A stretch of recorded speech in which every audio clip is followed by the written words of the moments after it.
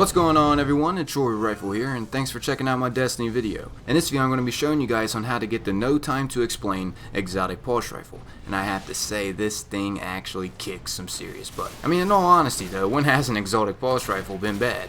I mean, besides the bad juju at first, just because of that low clip size it had, but that's not the point.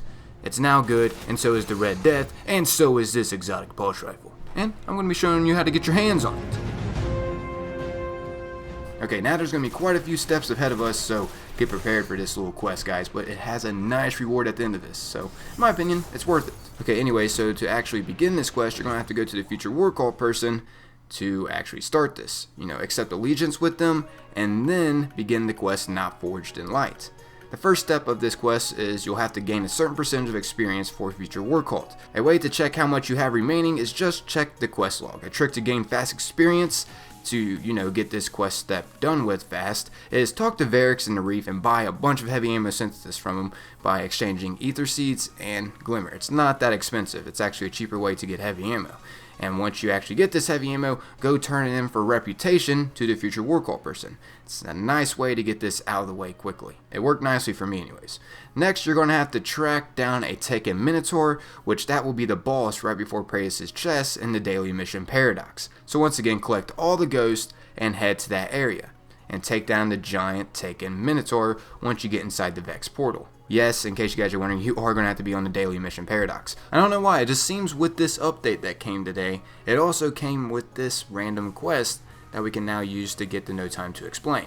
Before, this was just kind of random, collecting these ghosts in order to get into the Praetus area. And in case you guys don't even know what I'm talking about or how you even get these ghosts, well, finish this video up and I'll also leave a link in the description for you guys to check out for a complete guide on how to collect the ghost in the daily Paradox mission. There are 3 secret ghosts, and basically a Vex portal opens up once you collect these 3 secret ghosts, and it takes you into this area where you take out this Taken Minotaur. And also, open up Praetus' chest and get Praetus' ghost. Once again, check the link in the description for the whereabouts of all these ghosts and how to get this secret Praetus ghost. That's a whole other video, my friends. Actually, some people are speculating that you need Praetus' ghost to actually start this quest. I don't know if that's factual because I already have Praetus' ghost. And if that is true, well, my friend just got Praetus' ghost and this quest still didn't pop up for him for some reason. His future war cult reputation is actually higher than mine. I mean, mine's pretty daggone low, as you guys saw. Maybe he has to wait another week to begin this quest? I'm not exactly sure why he wasn't able to start it. I'm just throwing that information out to you guys just in case this is also happening to you all. Maybe you do have to collect Praetus' ghost first. And once again, if you don't know how to collect Praetus' ghost, I'll leave that guide in the description for you guys to just click and, learn how to get it. I mean, it does seem to be that we are going to have to collect Praetus' ghost first, just because we don't actually collect Praetus' ghost in this mission. Which brings me to believe that speculation is true. Anyways, back to the quest step for the no time to explain.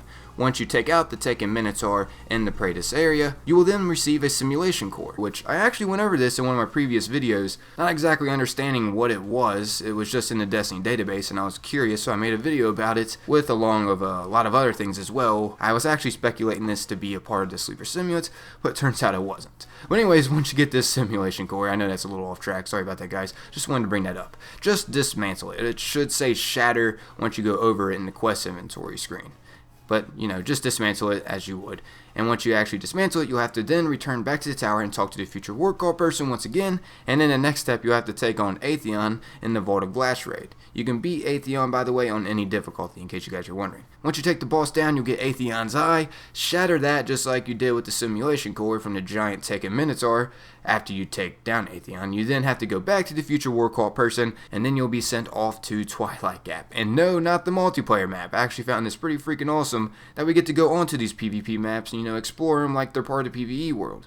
I think that's pretty cool how they intertwine like that. Anyways, you'll have to play on this part solo dolo, so keep that in mind, everybody. Once you take a break of, your raid buddies or whoever you did the raid with, you're going to have to go do this part solely. But it's pretty simple. What you have to do here, when you spawn up, you'll have to make it to these cleansing checkpoints, if you will, to stay alive. Just head right and go towards Zone B if you're playing multiplayer, and then from there, it's pretty plain and simple. You literally just follow the path of these Auroras.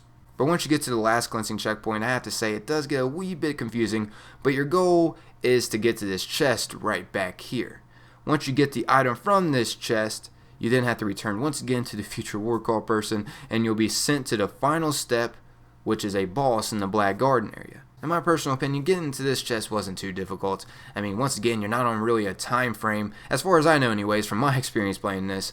I kind of took my time, and I was able to do it. It wasn't too difficult, once again. But anyways, once you've gotten through the whole process of, going back to the future war call person, and then getting the mission to where you have to go to the secret mission on Mars, you'll then end up at this area where you have to take on this boss fight. And I have to say, it is kind of difficult, but it also is fun. In my personal opinion, I had a lot of fun with this, just because it wasn't timed and it wasn't super easy to do. I mean, you have literally 1,000 of Minotaurs to worry about while also fighting the boss here. But the trick to get this to work is you're going to have to get the anger percentage up to 100% or, past 100% to be on the safe side.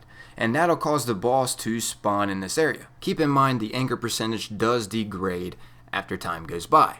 So yes, the anger percentage is on a time limit if you look at it in that perspective. That's why it seems to be good to play on the safe side with the percentage wise. Once the boss spawns, try to focus fire on it, but just keep in mind the 1,000 of Minotaurs also raining down fire on you as well. The positive note on taking on this guy is your damage doesn't disappear, and you have all the time in the world to do this as long as all your teammates don't die.